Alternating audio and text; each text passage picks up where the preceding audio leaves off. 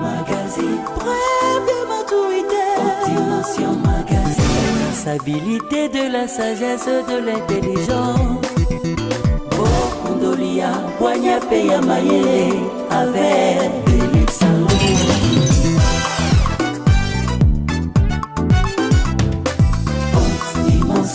Magazine. Pour recevoir toujours de célébrités. Optimation magazine. Balais à côté, balais à soit le gazénu. Merci, très chers téléspectateurs des Couleurs Télévision. Bonsoir.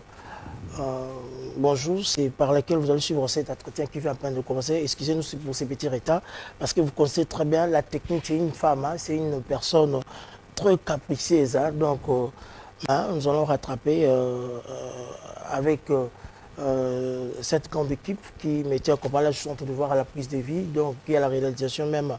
Et cette émission, c'est de la personne de Chiga Mwamba, le directeur technique de cette chaîne. Merci à Belotika qui a la prise de vie. Merci à Shadak Mbengue. Merci à Joël FMI, Fonds monétaire, donc à l'assistance de Chiga Mwamba. Nous allons voir la rubrique 100% Billy avec... parce que le 1er avril, c'était la sortie officielle de l'album Mon Bébé de l'artiste prédicatrice Maman Gauthier Bonnet. C'était à l'hôtel Béatrice. Suivant en image, et puis nous allons retourner pour recevoir un homme de Dieu qui parle tellement bien. Donc Dieu l'utilise puissamment.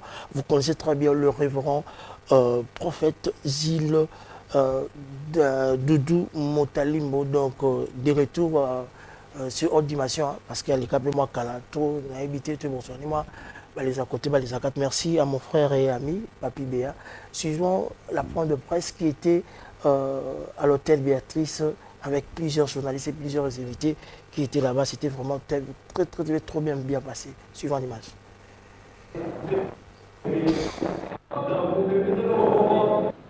Je sais que nous attendions tous ces moments pour connaître le message que l'Éternel Dieu nous a donné au travers de cet album Mon Bébé.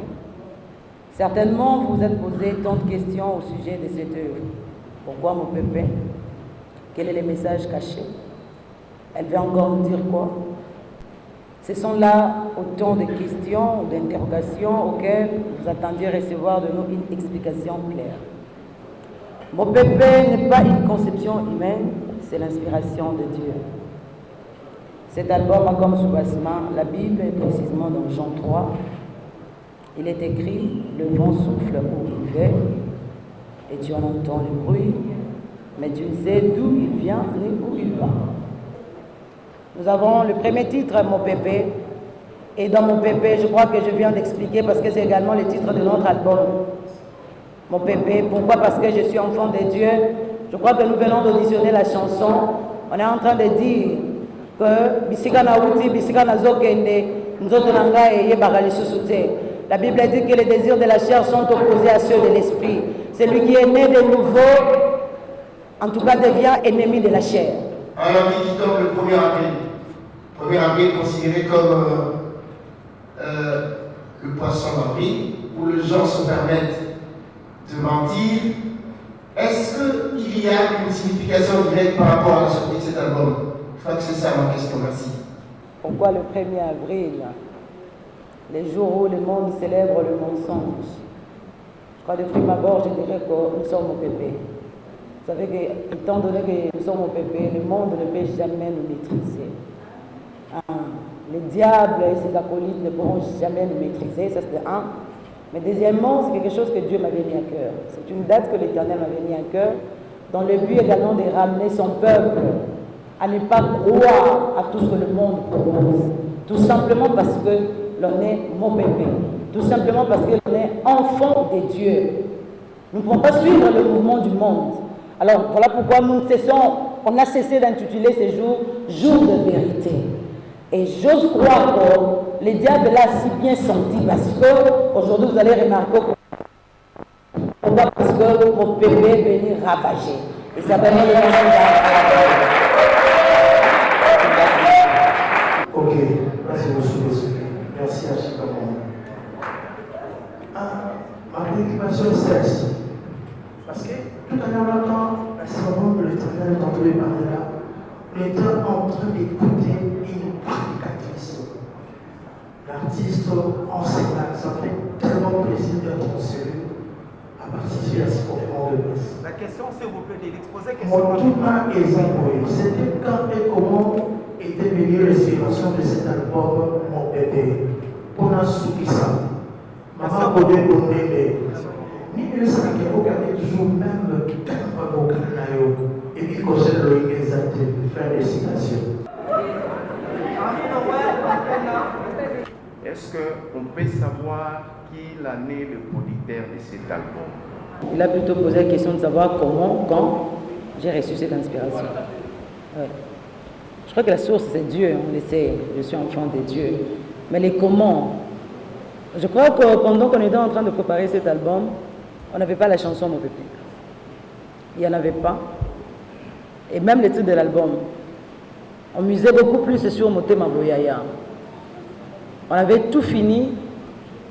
Alors, il y a eu un temps où Dieu, un temps qui selon les hommes peut être compris comme un temps difficile. Mais pour moi, c'est un temps béni que l'Éternel a permis à ce que je sois inspiré par cet album Mon bébé. Cet album où ce titre m'est venu. Merci à Joël FMI, c'était la conférence, la point de presse de l'artiste musicien, la enseignante Maman Godé Bondé. L'album Mon Pépé déjà disponible, déjà dans le marché de disques, c'est déjà disponible. Comme je vous avais prévu, on va quand même parler avec le révérend Gilles Doudou Motalimbo. Il est déjà nommé parce que nous avons essayé de parler de tout et de rien au travers de ce grand magasin aux dimensions. Installez-vous très confortablement, parce que ça sera quelque chose de bien de prendre, parce que sans connaissance, sans vision, il est là parmi nous. Donc, merci. Je suis très ravi de vous recevoir pour les places. Ça fait très plaisir de vous recevoir encore de plus sur ce grand plateau de Couleur Télévision. Moi, je vous connais très personnellement. Vous êtes une personne et puis Dieu vous utilise personnellement. On sait là, on peut savoir de retour à Kinshasa, en Afrique, et puis au travers le monde, au travers cette chaîne de Couleur Télévision. Voilà, la PC Bandegonio sont beauté. Corps du Christ, Life Tabernacle, pasteur associé, Nyonso, tout ça, et puis Bana Nyonso Nzambe, Yala, donc bien mig. Life Tabernacle, comment vous avez Life Tabernacle, c'est en anglais, ça peut, en français, c'était comment venir cette titulaire? Bon, c'est le Seigneur, hein. Kolo Mouta, appelle ça Nyonso. Life Tabernacle, maison de vie. Donc, tout ça qui est en gonde, pour moi. Baloba Yesu, Alobi, les paroles que je vous ai dites sont esprit et vie. Donc, Bishop peut s'inspirer. Merci beaucoup, ça me fait très plaisir. Mais Kalaming, silence, vous avez un déplacement, vous avez toujours dans Marambo. Oui, un peu. Vous avez dans la ville, la province à Kinshasa. Déplacement, et puis moi, ma solo, moi les à côté, moi les à quatre. L'invitation. À côté, voilà. Ça date déjà combien vous êtes déjà à cette œuvre? Donc, on a fêté 10 ans l'année passée. Donc 10 ans, il y a église. Oui. Voilà, donc maintenant, on a Moussa Lanzam depuis de 17 ans. Le Lausanne en Mboka Congo, parce que vous restaurez bon nombre de personnes de partout au travers cet entretien, ces grands magazines hors dimension. Le révérend Gilles Doudou Motalimbo. Et c'est ça, Moussala, ou est-ce que vous détestez catégoriquement Moussa les années? Bon, c'est un goza qu'on ramène dans le âme, dans Christ. Et là, on a détesté les serviteurs, on a hypocrite.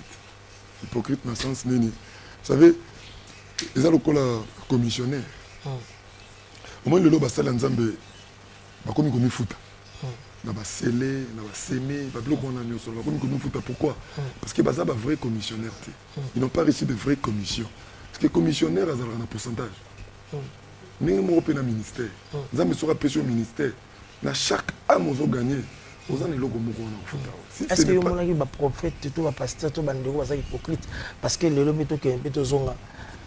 Ils ont hypocrisie et hypocrisie. L'église est comme un problème, il y a un malade, il y a un escroquerie epai badérapage epai l'autre fois bauti kosaka na biso affaire lifoko nayebi oyebaki yango très bien et puis mikolo oti kolanda toti komona résurrection avec le prophète Alpha Lukau nayebi te ndenge ozwaki message yango na nyonso ndenge église ekobela to population ekobela. Selon vous, vous êtes un pasteur, vous êtes prophète, vous avez beaucoup de personnalités, beaucoup de casquettes comme vous êtes là. Église a besoin de traitement pour restauration de la montagne. Il faut, quand on dit église, il faut qu'ils aient traitement. Au moment où il y a âge à la Odyssée, Christ a toqué à Zalibanda. Christ est un miracle. Christ est un inspirateur. Mais vous avez ici dans Libanda. Vous remplacez la théologie, vous remplacez la philosophie. Il faut que nous tanga. Moi, je me pose la question, Pierre a tanga kiwapi. L'école philosophique, Yesu est mort à tanga kiwapi. Vous voyez, Moïse, Bible lobby, Moïse a kolaki na boyebi nyonso l'Égypte. Na sorcellerie. Moïse était sorcier. Avant que tu en aies buisson là-dedans. Il y a une sorcellerie nyonso l'Égypte. Mais il suffisait quelques minutes devant buisson là-dedans. Comme Moïse a changé. En fait, il faut passer la parole. Parole, non seulement parole, parce que, vous savez, les Écritures et la parole des Ablons. L'écriture nous rendre témoignage de la parole. Christ a dit, vous sondez les Écritures, croyant avoir la vie en elles. C'est les Écritures, c'est ces Écritures qui rendent témoignage de moi. Aujourd'hui, les gens ne sont pas versés dans la parole de Dieu. Moi, des visions, moi, des notes qui sont surtout les prophètes. Surtout les prophètes, ils mis au propre dans l'évangile. Alors, c'est pour au propre, pour ici, l'idéal de bon serviteur, Ezanini. Et puis, oui, ça révérend Gilles Montalimbo, Doudou, distinction, nous avons Ezanini. Bokese na yo na bango. Bon, na oloba bokese nite parce que na yebi mingi na ningaka makambo kozala na camarade na musala nzambe te. Pourquoi? Parce que à vous-même personnellement. Musala nzambe tambola na réputation. Parce que les belés na Congo baza déjà mal réputé et puis baza mal intentionné. Parce que bino tout ça je vois bon oui la nini. Bon une popularité, renommée, personnalité, certains niveaux. Musala nzambe na nous pas à la il faut l'intègre. Musala nzambe il faut qu'il m'able au misato. Popularité, l'argent et les femmes. Bon moment il y a un des autres conduire le loba basala nzambe belé ba congolais ba comme ba polygamie. Il y a visa, polygamie, il y a visa. Vous savez, tout ça, ils ont des maladies et côté na kati évangile. Makamwa mbongo, mosala nzambe faza na jeep, mosala nzambe faza na mbongo pour pas respecter. Non. Les œuvres, les serviteurs de Dieu, il faut pas avoir tout le monde sobre, baza intègre comme Job. Job a dit na mbongo mais Bible le bien ça qui intègre. Vous voyez? Donc maladie et côté na Congo ça que batu ba yebi nzambe te. Ba serviteur soi-disant ba serviteur de Dieu. Ba yebi nzambe te yango moni bazomi futa. Bazomi futa na ba tout le monde a un phénomène de magie. On sait que les gens sont bambongo. Arrête à sac. Donc, tu vas ça, misala. Que celui qui ne travaille pas ne mange pas. Donc, tu vas ça, misala. Il y a une église. Ozo pour accuser Nani. Nazo accusé. Au moins, la Bible, il faut qu'il s'ama. Parce que le Bible n'entend pas faux ouin. Il s'élèvera des faux prophètes et des faux ouin. Le Bible est des faux Jésus. Parce que si vous avez un Naningala bayanke, baotimbela yo, ba faux bato ba ne pakola mais lokuta. Vous savez, pour ni ba Pierre ba bungaïté parce qu'ils ont reçu le Saint-Esprit à l'intérieur. Bible lobby na Joël, na tango asuka esprit vous dans la sûre, la quantité. Esprit on assure même hier soit respecté dans le lobby, l'esprit du Seigneur est sur moi pour un travail, pour annoncer la bonne nouvelle, pour mais hanté. C'était sûr pour un travail. On des pour salut. La carte chambre haute bazaragina nous remplit de l'intérieur et puis flamme de feu, langue de feu tellement dans mon tout. Moni me sent encore il y a du corona yo, à sali chopé misala mino no sali ba campagne ba biki. Mais intérieurement tu n'es pas sauvé. Yango mo le roba mater ba sanctification. Oh sanctification ils a étape à salut. Non nous peut parvenir à salut. Donc basala nzambe il faut non seulement bazongela nzambe mais il il faut nanu azala pena mosala nzambe nzamba bengi oya mi bengi mon côté ba ba mi bengi ngona bango bongo bazo mi futa. Ça va, merci beaucoup, c'est un très plaisir de vous recevoir de nous parce que nous sommes là pour investir dans l'homme quand on a na kati ya motu yango nde spécialité na biso yango nde biso ndenge oyo tozali parce que sans savoir, sans connaissance eloko ezali te. Merci beaucoup. Que pensez-vous à l'avènement du Christ? Jésus revient bientôt. Est-ce que vous êtes prêts? Et ton église est après toi Yesu azana stop azana ma pause moi. On va pas dans ce qui parce que ils a parmi ma question chaude la carte actualité et évangile. Vous savez l'avènement du Christ est tiki bateau dans moi qui dit. Voyez? Ça veut dire. Donc, bateau, bazo de la Christ. Vous savez, il y a 3 dispensations. Loi, grâce, et jugement. On va trouver la perfection. Jugement, il faut pas couper le côté.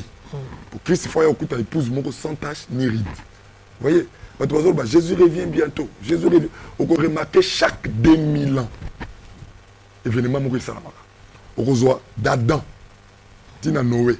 C'était le premier 2000 ans. Et là, il y a qui déluge. Noé est un prophète.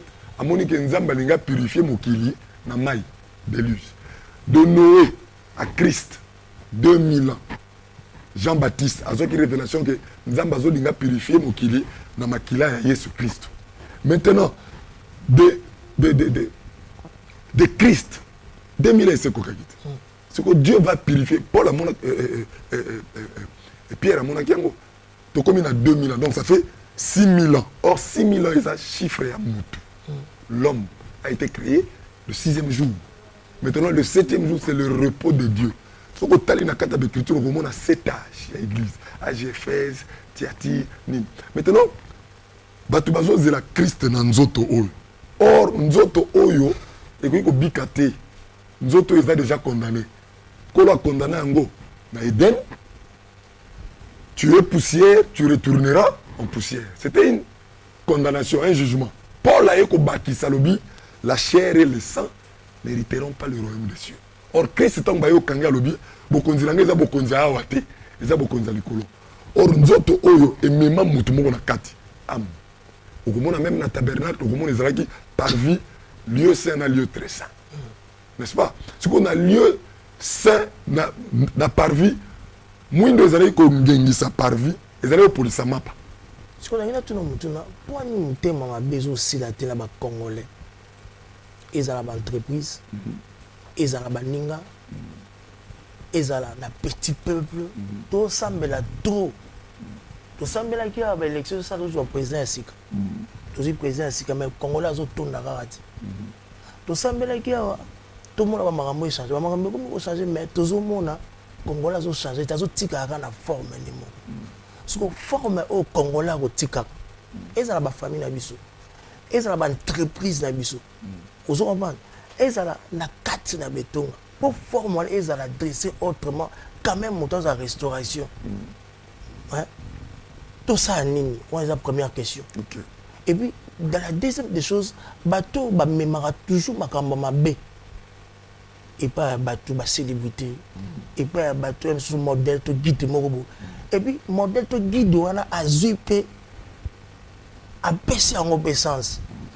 Comment se fait-il bateau ba yoka bateau et puis bandimilaka bateau après avoir au salon bon regretter ezarani perte ya mémoire ou c'est autre chose.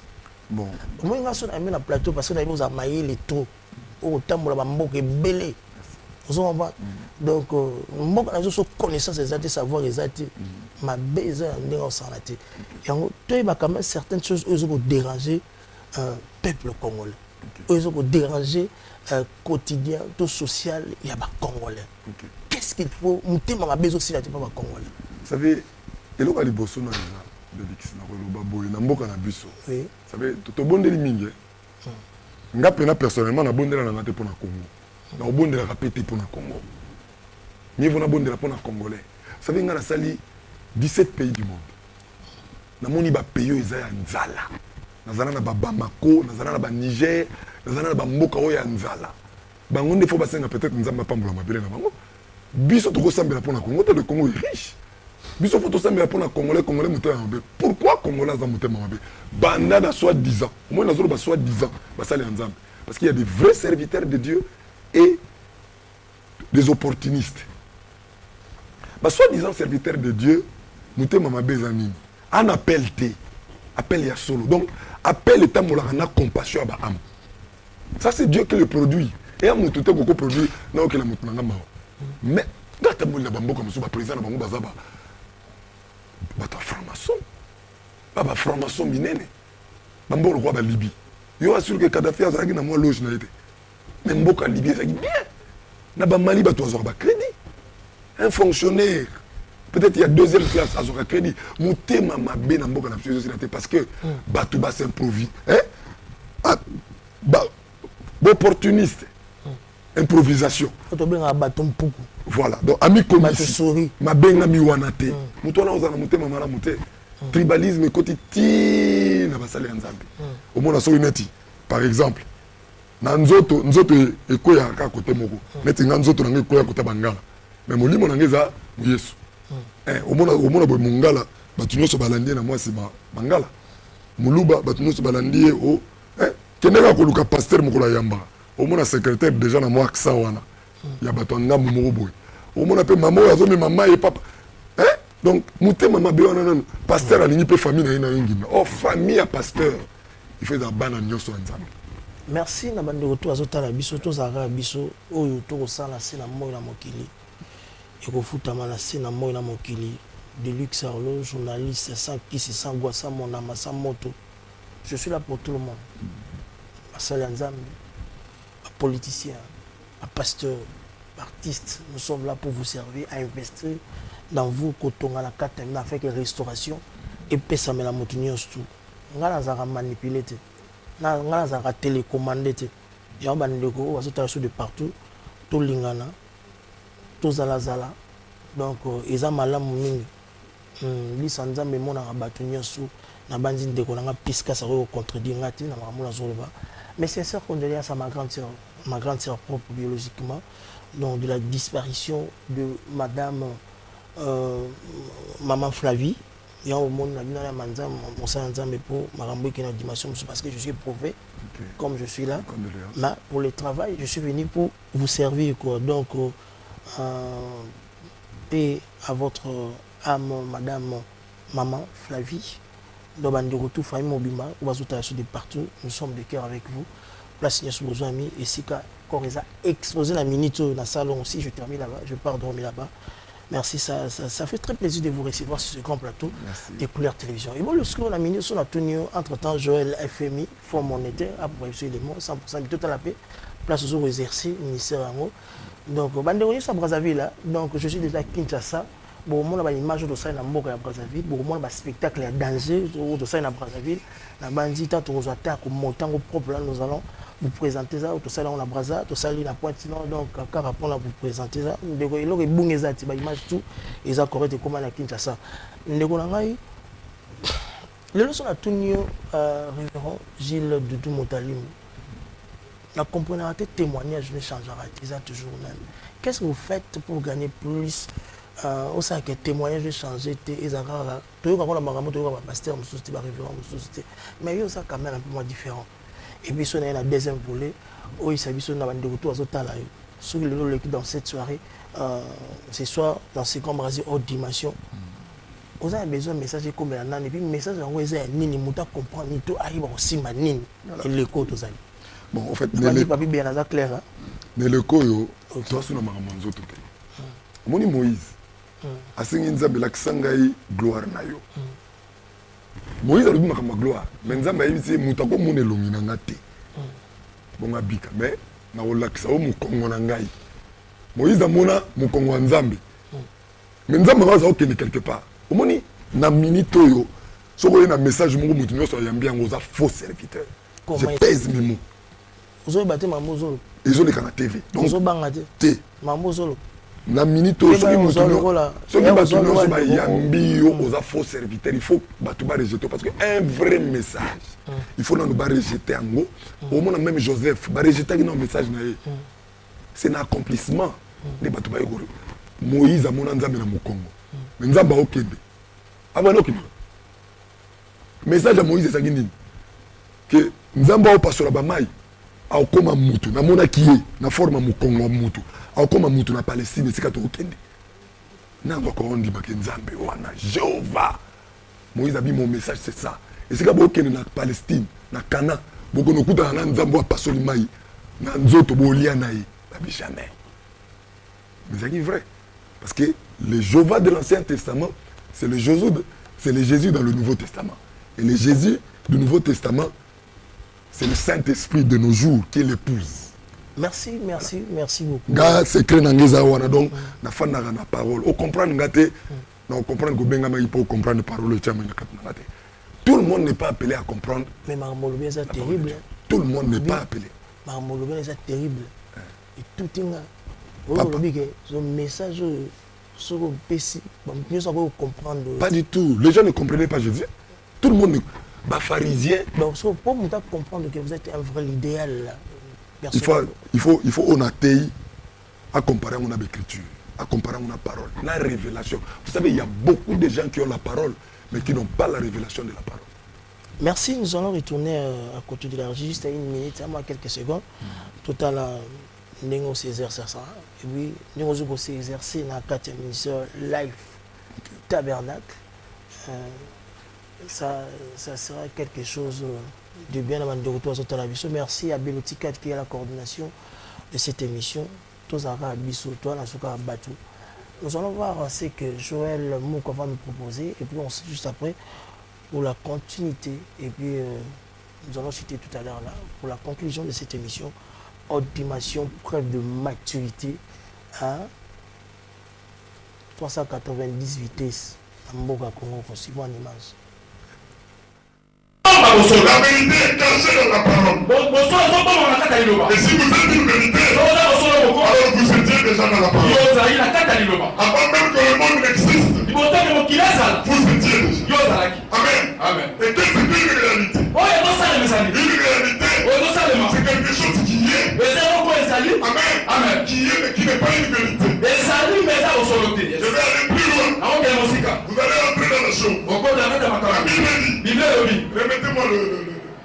Bino, vous me verrez. Il parle à un groupe. Et il a interdit à un autre groupe. Il dit ceux-là ne me verront pas. Mais vous me verrez. Pourquoi?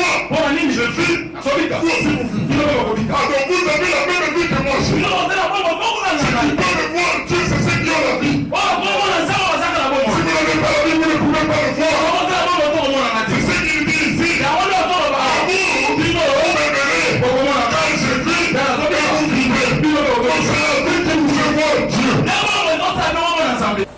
Amen. On a bien. 1, 2, 3, 4, 5, 6. Fanda. 6. 1. Plus 7. Soyez salamité, c'est tout ce que je dis. C'est faux. Pourquoi? Parce qu'il y a une résurrection de ça. Mon Seigneur, merci.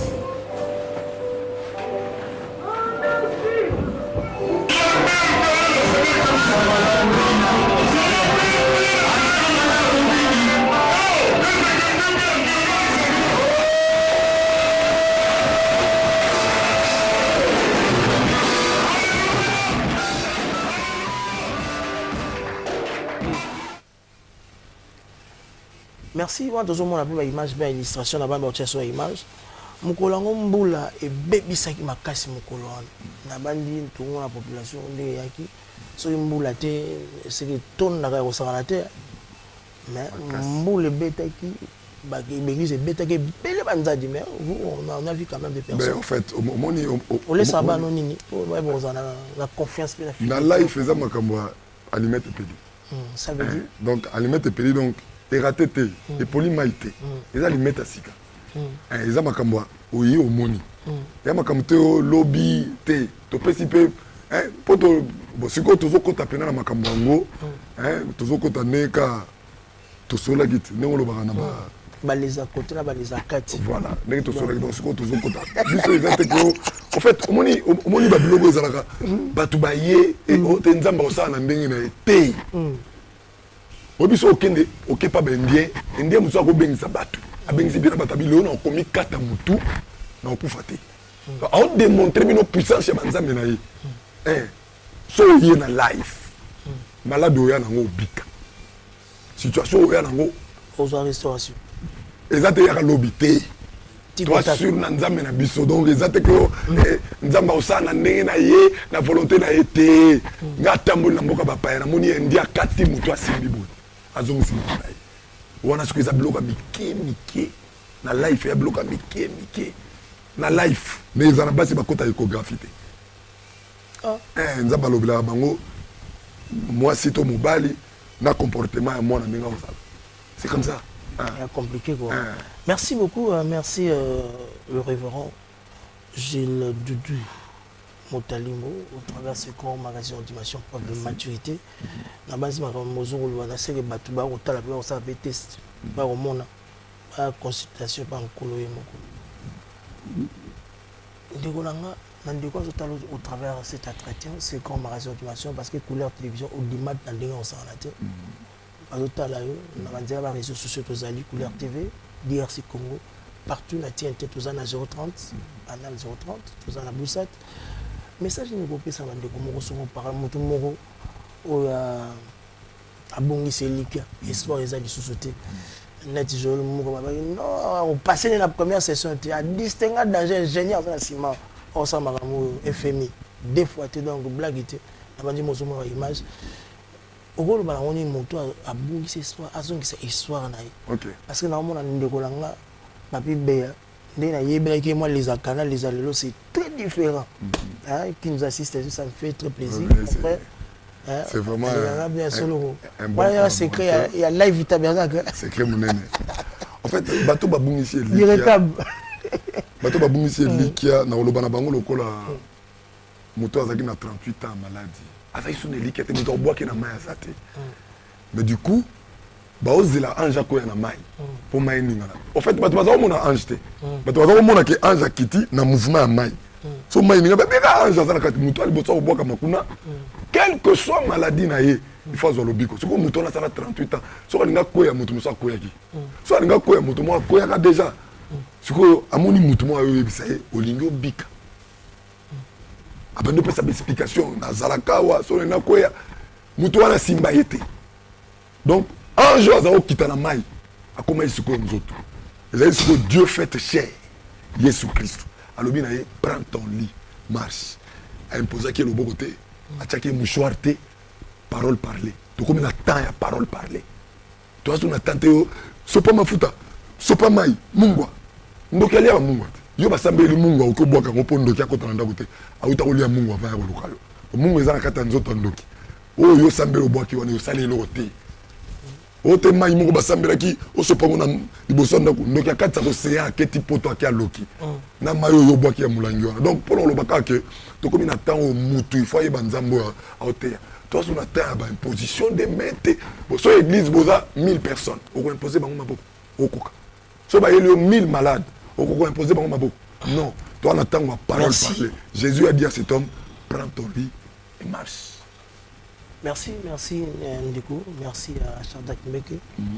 Ce que pour ça, nous avons des retours à la biso. Nous avons des activités organisées.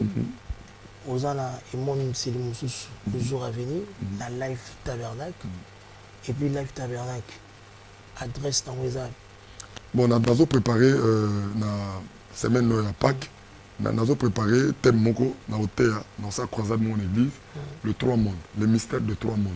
Le mystère des 3 mondes. Le mystère des 3 mondes. Donc, le deuxième monde, c'est le biso. Pour biso, toi, le troisième monde. Donc, le mystère des 3e monde. De 3 mondes. Les 3 mondes. Monde, c'est unique.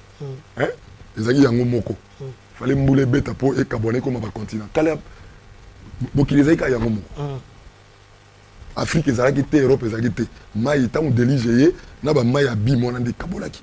Alors, voilà. Deuxième. Après, deuxième monde, comment un monde fragmenté, africain. Or, dans le spirituel, Adam, azaki no yemoko. Après, Nzamba Kabolié, deuxième monde. A Kabolié, bakomi batumi balé. Après, Nzamba lobi l'homme, Nanzela Adam, c'est pourquoi l'homme quittera son père et sa mère et s'attachera à sa femme, les deux deviendront. Nzamba yemoko a Kaboli bango malubi so azomi sabam. Donc, biso bato troisième monde, otoza un à Christ. Toleki bato la deuxième monde. Baba na mike. Donc, il y a un lobela mingi plus na église. au livre Mobimba, au ministère. Donc, na lobelango. Oh, il y a le livre Mobimba. Et avec démonstration. Donc, bato ba deuxième monde a invité bango ba ya. Ba occultiste ba ya ko mekanda. Batamité mama. Batamité mama be ba ya. Ba ya prenza ba meka ba bebisa ba kata ba courant ba zikisa ba bafle ba ya. Bato ba lukela ba problème, ba lukela ba problème. Donc ba ennemi à ba chrétien ba ya. Donc, nous avons organisé pendant Pâques. Merci. Adresse église, tous en Lemba, Rigini, Oui. avenue Quito, dans le numéro 17. Tout ça, mardi, jeudi, de 17h à 19h et dimanche, de 9h à 12h30. Et vendredi, tous en prière, tout fait dans la C.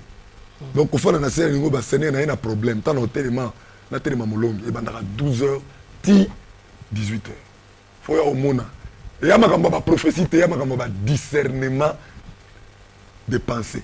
Merci. Autolia fufu pena babino olia ki fufu na mutuboye yo mo po comme autant les autres ba betaki li solo ya ba o bazo benga soki mankiono te biso yi makambo na te yo mo ko juger soki za vrai to faux.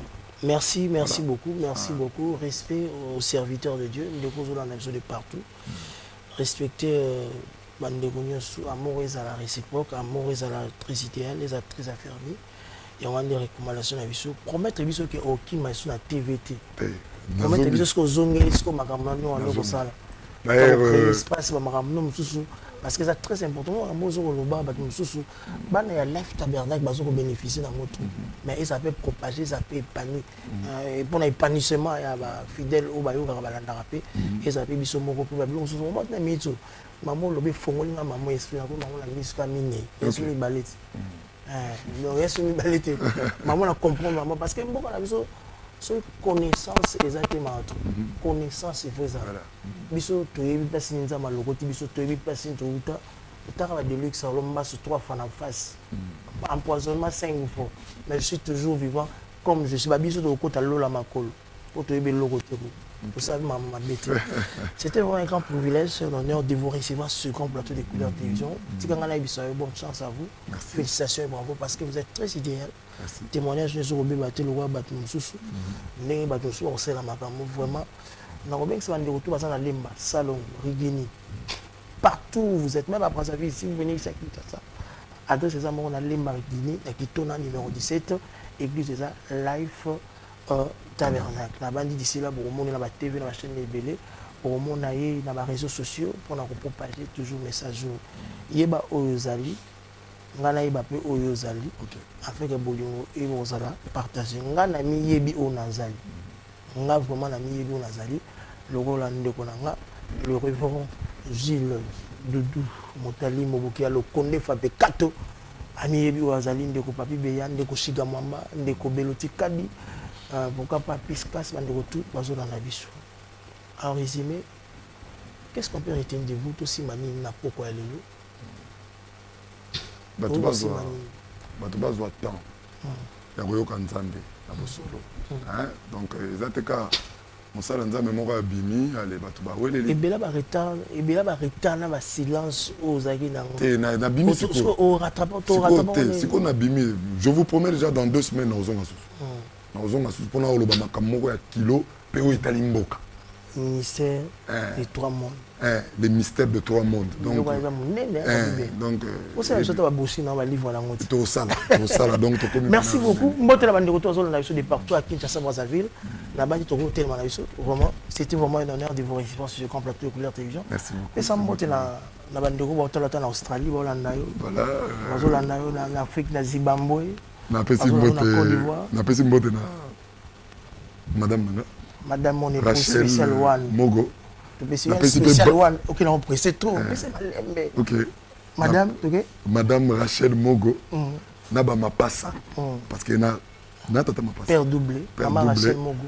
Na pesi Bangombote, na pesi Ketia, Moïse, Manassé, Batunos, na pesi Bangombote, et Yala, yo, Penano, na motema, na pesi Life Tabernacle, Didi Moubama na Paris, na pesi Mbote, na pesi Papa Jeff Mobutu, Mbote, futur cadre à Mbokoyo, na Bunakata Bonzambe, Couleur TV, chaîne à Kitoko. Donc dans 2 semaines, je vous promets que je vais revenir. Mutu zana kwa na yo, zana obédience, na bi obédience ni nazali, na bi religion ni nazali, nazara mutema bete na mutema pembe. Merci à monsieur Shiga Mwamba, le directeur technique de cette chaîne Shiga Mwamba. Talent ya kosakana te bazara misatu na mboko yo. 4e personne otiko bakisama, tikanga na yibisa yo. Papa na biso Guérin, Harry Noël, Shiga Mwamba et puis Beloti Kadi. So ba simelo image au sati 40 makambo sabo. Merci à Joël Moukale qui na bango FMI. Merci beaucoup à Raska Kotala, Arsène Wallace Bandegoto, à notre DG M. Olivier Massani Ngoma, ba surprise Roya, ba dongono miss Barotika na Sonia Ninga au Saranate, c'est Deluxe, le British, très considéré dans Mboka Congo. Merci à l'excellence Florent Tiba, ministre d'État de Brazzaville. Merci à grand frère propre Bobo Bondembe Bondembo, juste au Moni. Conférence point de presse Nengeleka Malam na Béatrice Hôtel, c'était vraiment merveilleux. Tout c'est qui m'a cassé. Merci à Christian Jibamba. Merci à Papi Béa, mon frère, mon cousin que j'aime beaucoup. Encore une fois, merci Mata Lobo, on est la bénédiction. Et Tico Tac, compagnon sur la bangoye, vous allez anéantir. Amen. Allez-y comprendre, j'ai dit, je parlais, j'ai fini. Fin de citation, suivez cette émission à 10h. Je vais lire en gâteau, je vais lire au milieu de mon coup. Ciao. Merci. Haute Dimension Magazine, bref de maturité. Haute Dimension Magazine, responsabilité de la sagesse, de l'intelligence. Bokundolia, Boigna Peya Maye, avec Deluxe.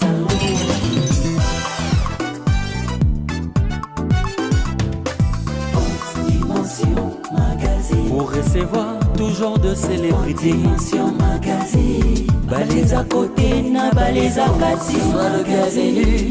Il suffit de nous contacter.